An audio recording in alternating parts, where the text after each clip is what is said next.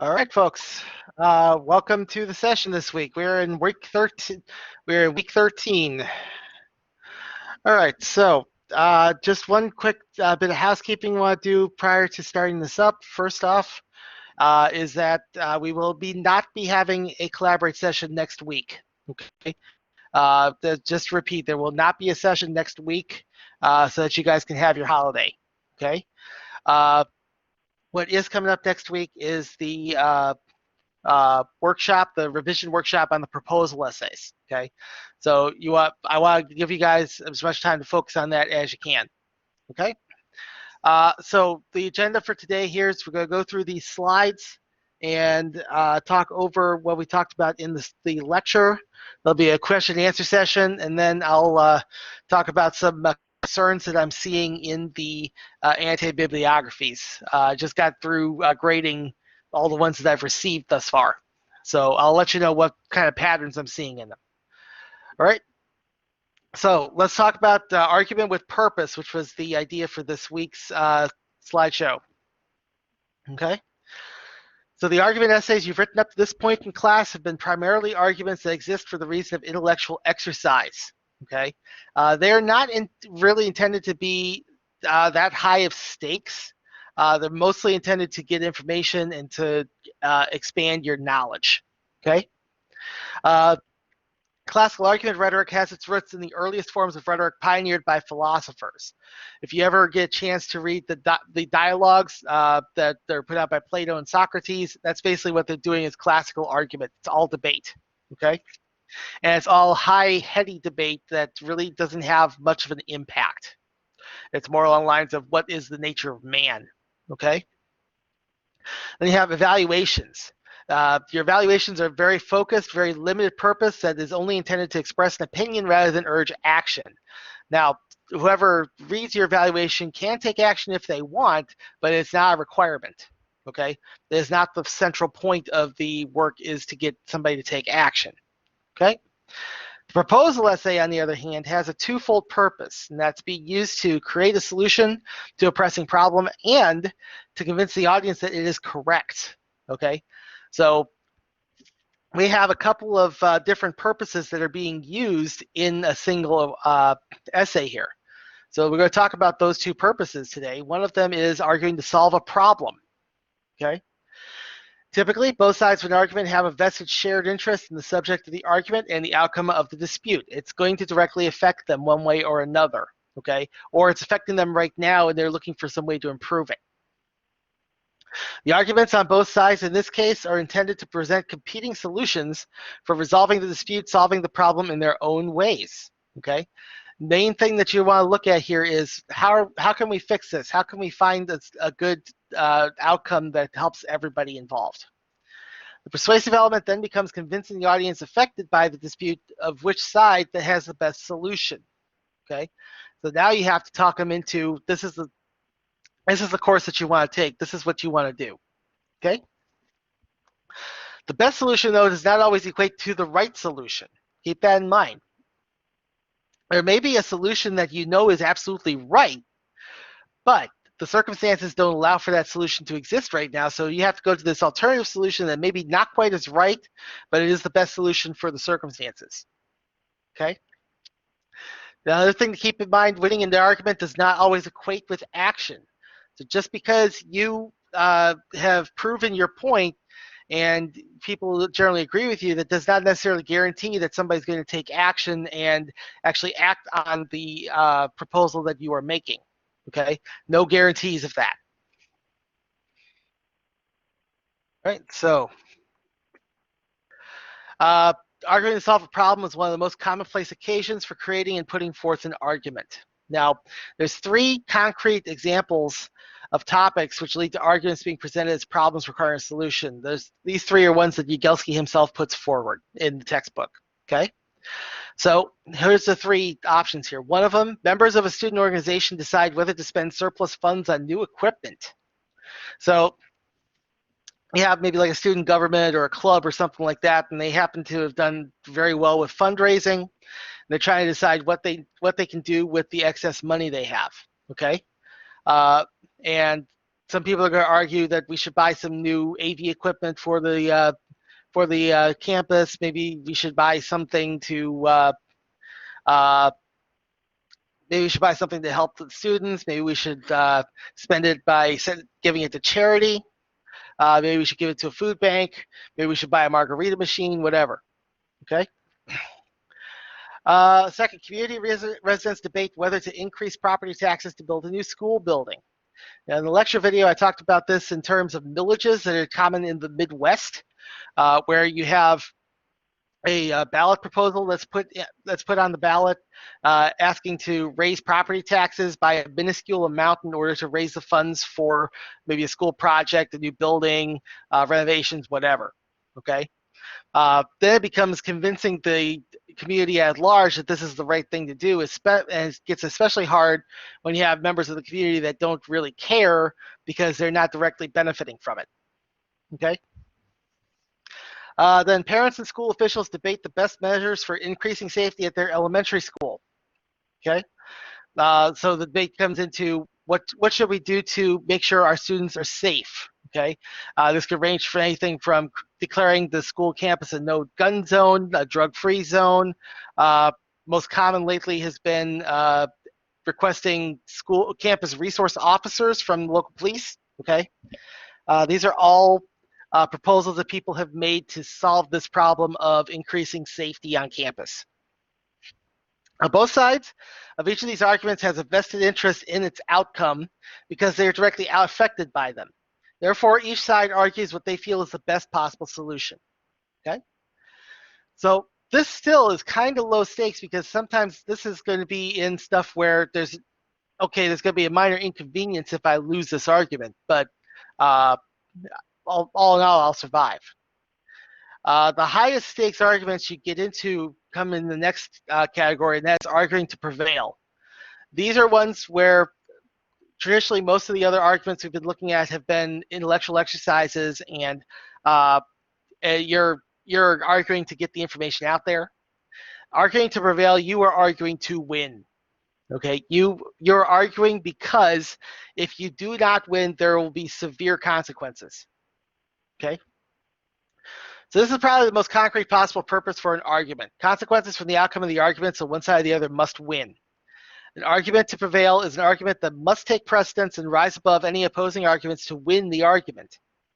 Commonly, these types of arguments are involved with high-stakes disputes where inaction is not an option, and actions one way or another will greatly negatively affect whichever group comes up short. Okay, so there will be some kind of action that needs to take place. You're proposing what that action should be.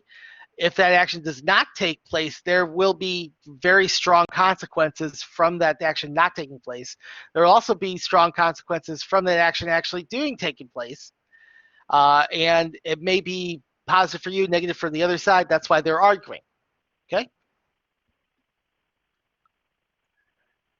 All right, arguments to prevail are usually involved in important and controversial subjects, such as these situations that Jagielski presents. Okay, these are also in the textbook. First one, students make a strong case against allowing a controversial anti-immigrant organization to demonstrate on campus. Okay, so basically we have the guys who are marching to send all the immigrants back to wherever they came from, and you have a group of students arguing, you know what, no, we're not going to let these guys come in here and intimidate our classmates. We're going to take a stand on this. They should not be allowed to demonstrate.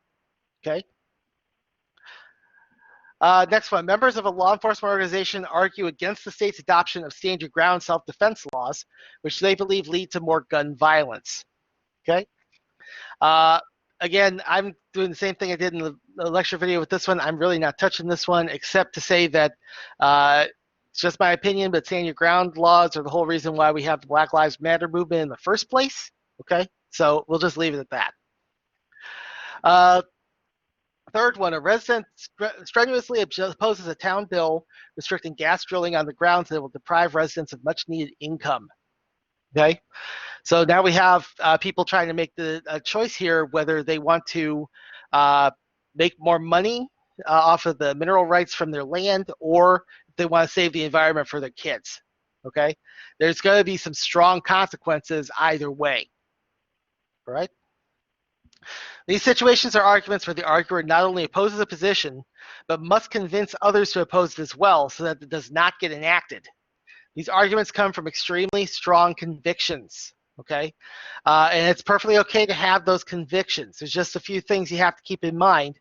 One of them being don't let passion blind you to facts, okay? Uh, you can have all the conviction, all the passion that you want about your argument, about whether you want something to happen or something not to happen. There could be a deep-seated reason for that. However, if the facts don't agree with your side of things, you cannot just gleefully ignore them by saying, it hurts my feelings, therefore it's false, okay? Uh, this country has gotten into so much trouble because people like to do that, all right? So don't fall into that trap. Second, strong ethical practices need to be in place when writing an argument to prevail. You need to believe in what it is you are arguing rather than simply argue for the purpose of winning. Okay? Do not be the troll who decides to keep the argument going just because they enjoy making people feel miserable and like to argue. Okay? If you're going to argue a topic, if you're going to argue a subject to prevail, you are arguing to win. Not just because you like to argue, but because you believe in the argument you're making. Okay? Otherwise, there's no point. Okay? So make sure that you strongly believe in whatever it is you are arguing. Third, keep the ethics of your argument in mind as you craft your argument. Okay? Keep in mind how strongly you feel about it. Keep in mind what you feel is right about your side of things. Okay?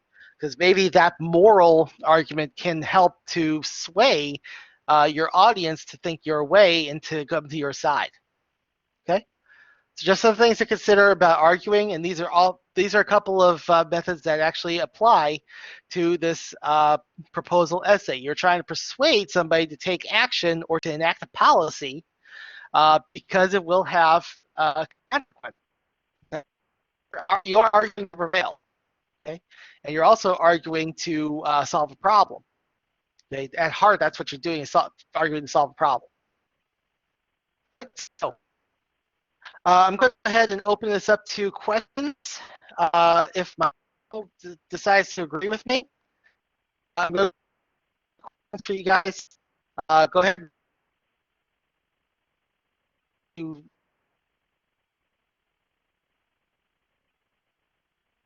into yeah, I know my connection. Okay. Uh,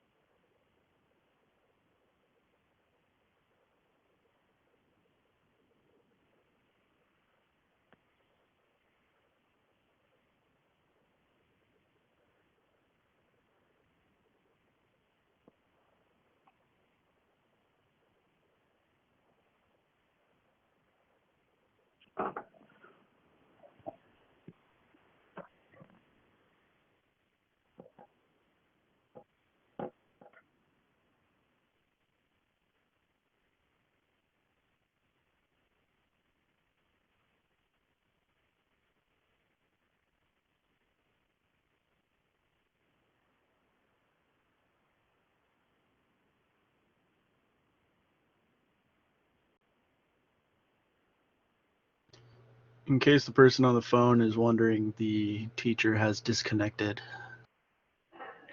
Yeah, I figured. It happens a lot. I don't know what kind of connection he's using, but it's bad. I am not liking the Mindtap homework. No, it sucks. I hate it. I'm almost done, but Jesus, it is so tedious and disgusting. I'm not doing great on the supposedly the easiest part, the punctuation. And my grade's down to a 95 on it, and I don't want it to go down further. Yeah, I also noticed if you get 3 attempts, but if you mess up on your first attempt and you go to try again It and you do averages worse, you get the average, so your score could actually go down. So I've been just taking whatever score I get the first time. What do you have in your homeworks right now? I don't know, let me go see. It's probably less than a 95. I did one bad video, one of the 100 ones, and it dropped me from a 98 to a 95, and I've never been able to recover.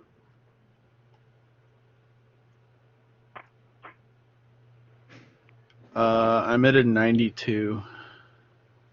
I mean, you're not bad. That's better than what it could be. Yeah, for sure.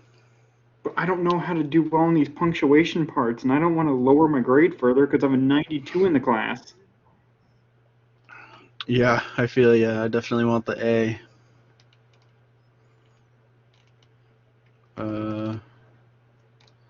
This Mindtap stuff is not friendly. That's for No, sure. my first English teacher didn't even do the averaging. He just said it improves your grade, it doesn't average it.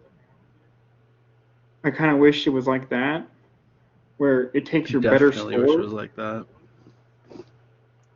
but we paid for that, so I think that was the difference.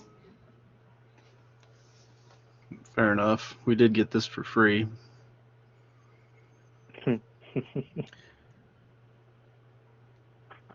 And he tried to change it to where you could just retake the whole thing, but he can't augment it.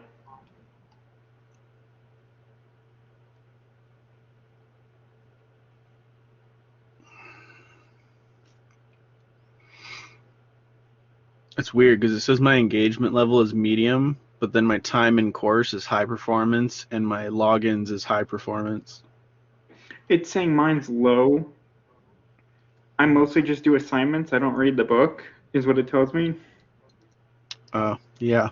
I've read the book 5 times and I've done 24 assignment views or some shit.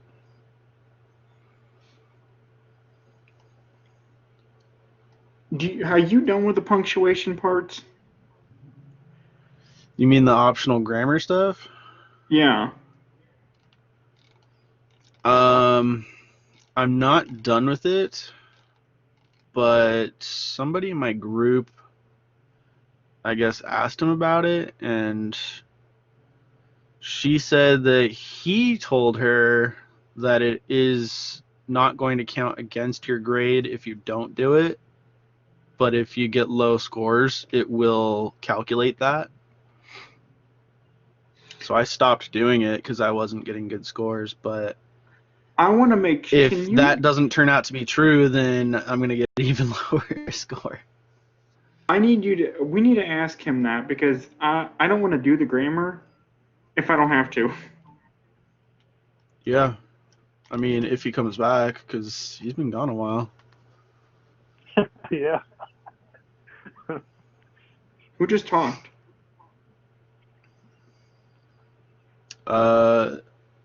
I'm assuming that's Ian. No, this is Ian. No, I'm Ian. I'm saying the caller who You're is Ian. speaking. The caller is the one that's speaking. Caller 3922. Mm-hmm.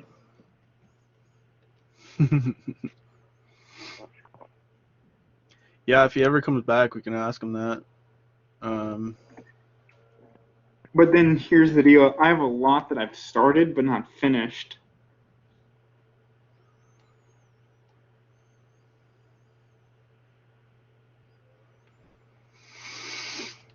And he told me I don't know. he told me once that I didn't need to do the questions to the professor. I don't. But then he Yeah. said you might want to if you want a better participation. I'm like, okay, what? So I was doing the question to professor for a while, and I think I stopped the last couple of weeks. I stopped at like week 4. But the weekly discussion, that's the one that you definitely got to do. And No, one thing I notice is people are not writing 3 paragraphs. And he definitely wants people to write 3 paragraphs. So that's going to hurt a lot of people at the end of the semester when I he don't starts know. grading them. I don't know if I've been writing fully 3 paragraphs. I thought I was, but I've been double spacing my stuff. I don't know if mine qualifies as 3 paragraphs. I think what qualifies as 3 paragraphs is like 4 to 5 sentences each paragraph. Oh, I haven't been doing that all the time, but I've been writing more than 300 words. Guess it just depends. Like, there's this person, I'm looking at it right now, they've literally got like 3 sentences, and that's their entire reply. What discussion is that? The breatharianism, Oh, it's this week's. I'm on 400 words and I'm still not even done. All right, folks. All right, Hey, he's back. I had some trouble getting reconnected here. My signal entirely died. So let's go ahead and get back to what we were doing here. Let's go ahead and get the questions going here. Anybody who has any questions in regards Ian had a to question. the arguments? Yeah, go ahead, Ian. Oh, sorry. Yeah, Okay, I'll turn that off. Can you hear me? Yeah, I can hear you. Go ahead. Thank goodness. Okay, with the optional grammar, is that a grade? The optional grammar should not be a grade. In fact, if I'm going to double check that to make sure that it's not set to be counted toward a grade. It is. Okay, I have to double check that because anything that's in an optional section should not be graded. I'll fix that for you guys. I hope that doesn't lower my grade. I will fix it for you guys.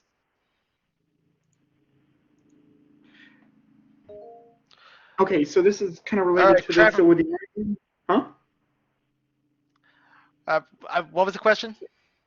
So with the argument to prevail, you're basically saying that this argument's saying either winner or loser, take all or take none, kind of thing. For the most part, you want to try to treat it as that.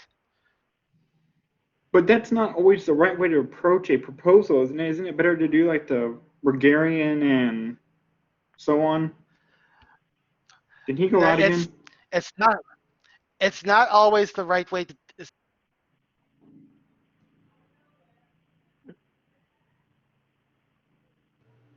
You there? Severe consequences. It may not be the right way to do it, but that may be the way you have to do it if there are severe consequences for if you lose or not. Okay?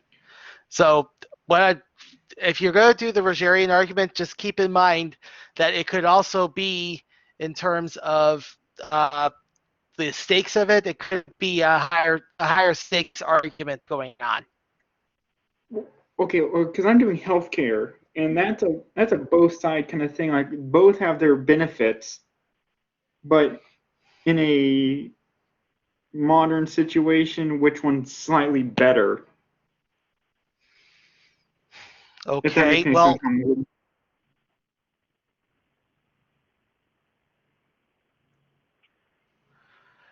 Okay, my signal is going really crazy here, so we're going to have to wrap up this question really quickly. Okay, your proposal is going to be which way you'd rather people go. Is that what we're getting at here? Yes. Okay, then in this case, when you're talking healthcare, for some people it actually is a matter of life or death, especially right now. Okay, so on a healthcare debate, I would actually take this approach where you have to win. Okay. So arguing to prevail. Yes. Okay. I'm sorry. Thank you. Okay, Trevor, go ahead. So my question is, I suppose it's not the same as life and death, but I'm talking about like loot boxes versus other kind of microtransactions in games. And so my argument would be more like talking about how the game companies feel that loot boxes is the best way to go and how they think it's ethical versus how the people don't really agree, but maybe if microtransactions are necessary in games, maybe there's a better way to go about it that's fair for everybody. Okay, yeah, that's as it happens, one of the regular channels that I watch on YouTube is the channel for Jim Sterling, who goes on and on and on about these for like on a regular basis. And I definitely know what his side of the issue is, but you can take it either way with this. Okay, you could go where this particular topic could be just to solve a problem, and the problem is how do we allow the game companies to make money without causing such consternation, whether it's like performing loot boxes or allowing them or finding some way to make them work. It could also be an argument to prevail because in this case, considering that there's certain cases where people have literally put themselves in the poorhouse buying loot boxes. I'm just thinking about the kid who spent, I want to say, like $35,000 on his parents' credit cards in FIFA, I think it was. Oh yeah. And yeah, so that could be as well as an argument to fail. In addition to the fact that some mental health experts do claim that loot boxes are like a gateway to harder gambling. Okay. Gambling addictions, yeah. Yeah, gambling addiction, right. I was also thinking maybe talk about other game companies that do have not loot boxes, but they have microtransactions and how they are kind of going about it versus these other companies that prefer the loot boxes and kind of what's the difference, maybe? Certainly. I mean, that's taking the approach of this. There's a better way to do this here. This is what these other guys have been doing. Okay, yeah, that makes sense. So you're using as evidence the fact that people have actually done something better. Yeah, like I don't know if you've seen the game Warframe, but they've got tons of microtransactions. Everything that you do choose to purchase, you know what you're getting. So I think people consider that more fair. Yeah, I tend to not play anything that involves microtransactions. Then again, I have occasionally spent money. The only game I spend money in is MTG Arena, and usually that's like once on a very limited basis. It's usually when they bring out a new set. So. Yeah, I gotcha. All right, so yeah, you can take either approach with that. All right. Okay. All right. So again, I apologize for the delay I had in trying to get back here because I'm still having signal weirdness going on. But we're gonna try to continue.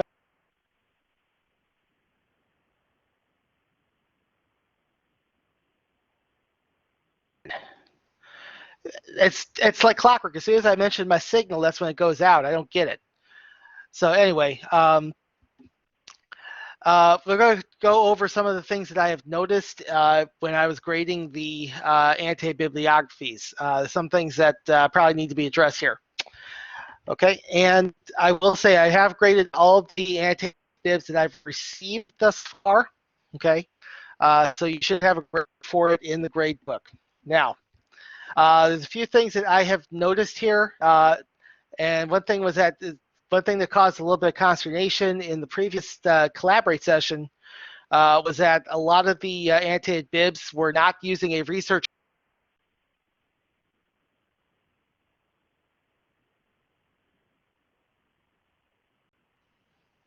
Okay, a lot of the annotated-bibs were not using a research question, even though it was specifically asked for in the slides and in the video lecture. Okay, and in the Collaborate sessions, we also talked about this as well. You have a research question to center your annotated bibliography on so that you could have something to evaluate the articles against to make sure they were useful for it. There were people who were doing evaluations at all. There were also some who were doing two really general evaluations where instead of evaluating them against a research question, they were evaluating the credibility of the source. Okay, so this wound up hurting some people's grades. Okay, another concern that I had was that there were a lot of people who either chose not to look at MLA format or looked at it and didn't like it. I don't know which, because I had a lot of people who were coming up with their own new and creative formatting for the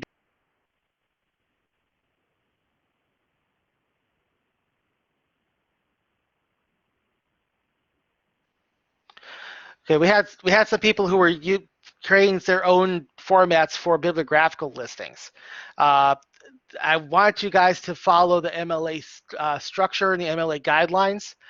There was a lot of people who were putting in, they weren't putting in the listings in the correct alphabetical order. Some people weren't including all the information needed. There was a few of them that were entirely missing article titles. And instead of crediting the article, they were crediting an entire journal with a page run of what they were looking at, rather than giving me the title of the article. There was a few that somehow managed to replace an author's name with a numerical reference, and I'm not even sure how that even happened. Okay, I'm trying to think here. Some of the other concerns that I saw there. There's a couple people that didn't really get what an annotated bibliography is. I don't think, even though I've explained it, and at least one wrote a one-page essay with a works cited page. That's one thing I want to talk about. Yes. For annotated bibliography, you do not need to have a works cited page because the annotated bibliography is a works cited. So if you wrote a works cited page for yours, you basically created.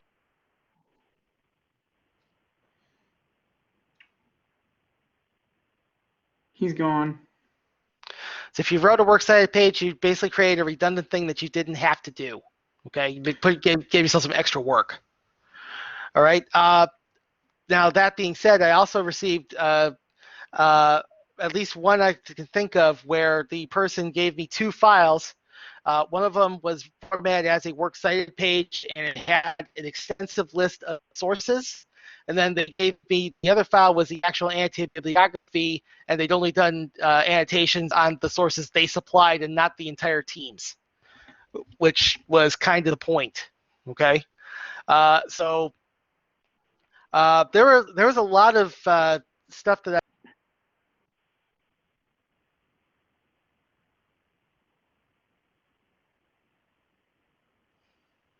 there was a lot of stuff that I saw that basically came down to people were not paying attention to the instructions, or had completely forgotten about them, or one way or the other. Okay. Now that being said, there were some pretty standout annotated bibs out there, so those will actually be really helpful when it comes down to doing these proposals, because they had well thought out annotations. They were looking at how useful each source was. They had a good listing of sources, and it's gonna help in the long run with the proposal essays. Okay, and my signal is about to die again. So, all right, Ian, what is it? Another issue I really noticed was people in the group did not provide their sources until the last minute. Yeah, there were a number of people who were having issues with their groups not contributing. A number of people had, like you said, you had. He's gone again. There were a lot of sources that were delivered at the last minute, so it made it excessively hard to do proper annotations on them. Okay, that's the hard part because this was supposed to be a team effort, and a lot of the teams just abandoned each other. Okay, we can't have that happening on the workshops because this is the absolute last essay of this semester. So workshopping has to be more successful than this. Okay, workshopping has to do better than the collection of sources for these anti-bibs went, and that starts next week. Okay, so just as an overview of what's coming up in the next couple of weeks. Okay, next week is the first workshop on the proposal essay. That's going to be a revision workshop. You're going to be your revisions are going to your revisions have to be done fairly quickly if you want to avoid having to spend your Thanksgiving doing revisions. Okay, so make sure everybody is in contact. Make sure everybody is responding. Okay, make sure everybody is able to give feedback. Okay, but what if your what if your group's been really like iffy about responding and they don't answer, then they do it the last minute? I'm afraid with it being Thanksgiving next week, they're not going to do it. You're going to need to find a group then. You're going to find somebody who can get you a quicker response. But I have a hard time finding that. Yeah, I understand that. Unfortunately, we're kind of getting down there on this. I mean, I can give you as much help as I can, but I'm only one person. You need multiple perspectives on this. So the other thing I would suggest is if you can get someone within your household to help you. Okay. And get somebody else that you live with to read the essay and give you some feedback on it.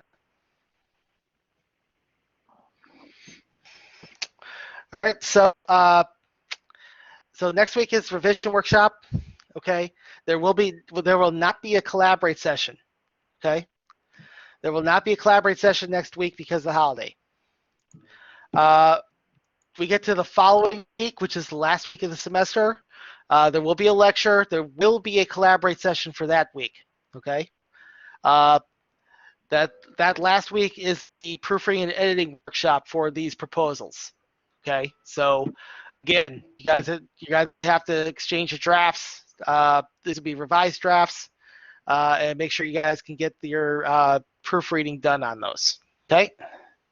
So that'll be the last week of the semester. There'll be two more lectures coming up. One next week, one the following week.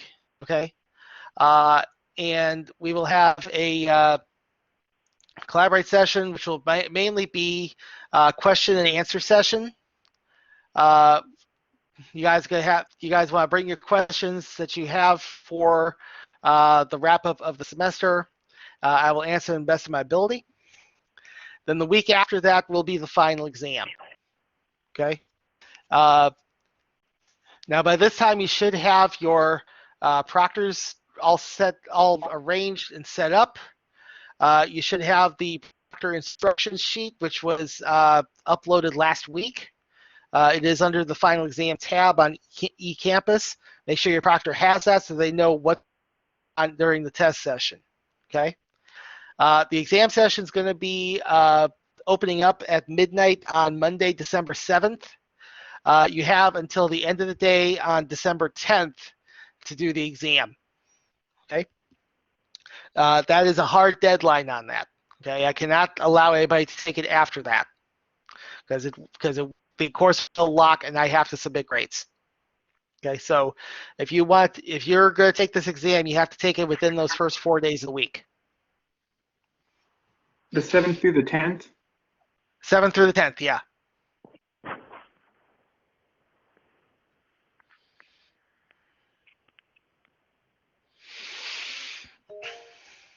All right, Saddam, I see your hand there. What's your question?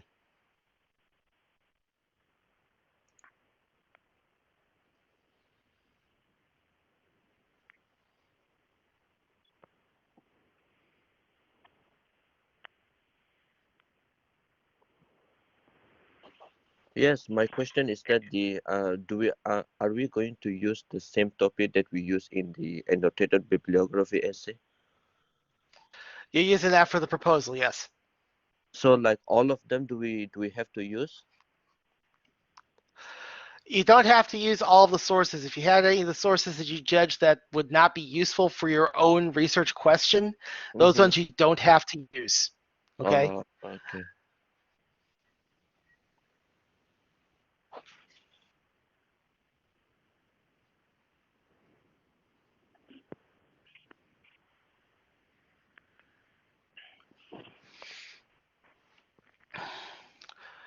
All right, we'll open up to any more questions here. We'll do about 5 more minutes worth of questions.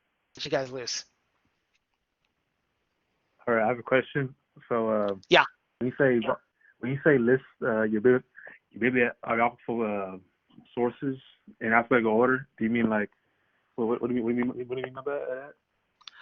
The first word of each listing is how you alphabetize those. Okay? Whether it is the author's last name or if it's the first word of an article title. Okay.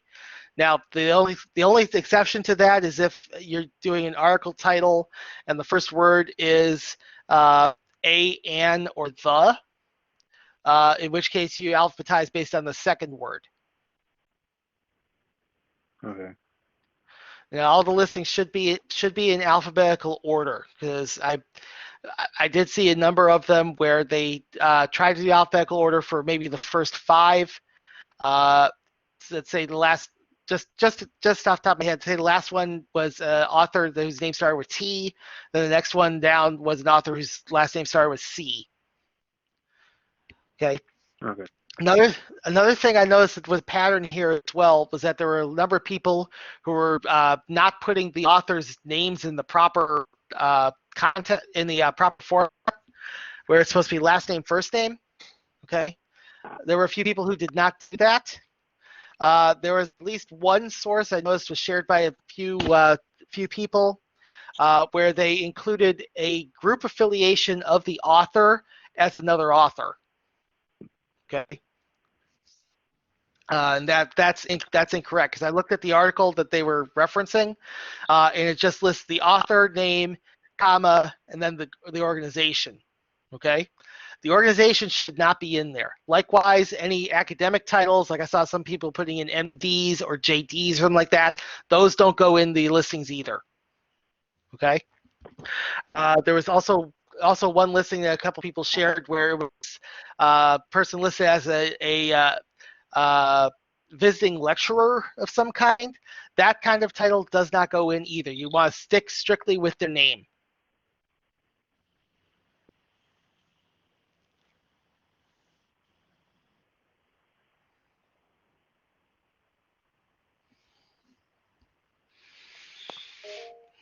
Yes, Adam, what is it? Yeah, basically, like I just want to make sure if I am in the right track. Basically, in the proposal argument, we are going to work for the in the annotated bibliography as a what the sources we are not going to agree. We will basically write about that, right? Yeah, you're gonna use the annotated bibliography, but minus any sources that you can't use. Okay. Oh, okay. Your research question used for the annotated bibliography should be the one you're also using for the proposal.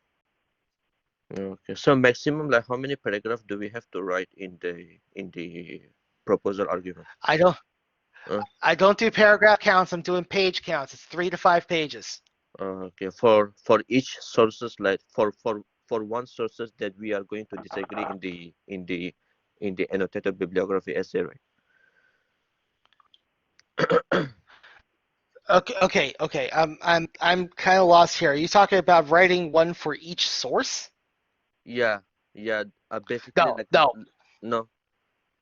no. We're not doing that. What your proposal has to be like a regular argument paper where you're using all of the research sources that you have in the annotated bibliography to create a proposal argument. Okay. Oh, It's okay, not okay. about rewriting all those annotations. Okay. I Oh, want. okay. It's like you did your works cited first, and now you're writing the paper. Yeah. Exactly. Okay, I get you.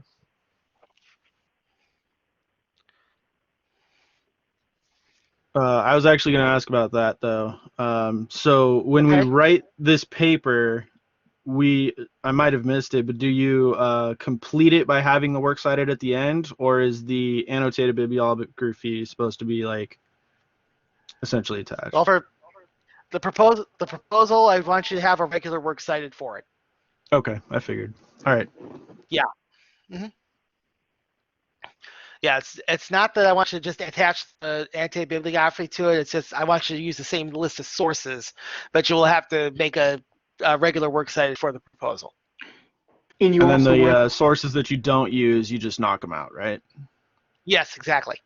Okay, makes sense.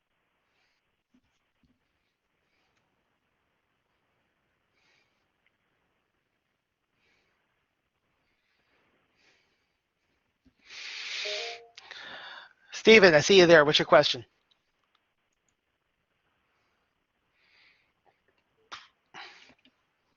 Do we have to be very demanding? Okay. Depends on really the context that you're working with. Okay, some things are going to require more demanding than others. As I was saying before with the healthcare debate, if you're on a certain side of the healthcare debate, you have to have health insurance be affordable or else you will die, then yeah, that's going to be demanding. So basically, keep in mind just the context of what you're arguing and who you're arguing on behalf of, and use that as your guideline as to how demanding you should sound. Confidence is not necessarily equal demanding. Okay. Using your sources, basically, you just have to sound like you know what you're talking about. In order to sound confident, you just have to sound knowledgeable. Okay. So you should use the sources. Use the sources carefully. Just use them to try to back up what your proposal is. How is that going to help? How something's going to be hurt by not taking action, or how something's going to be helped by taking action.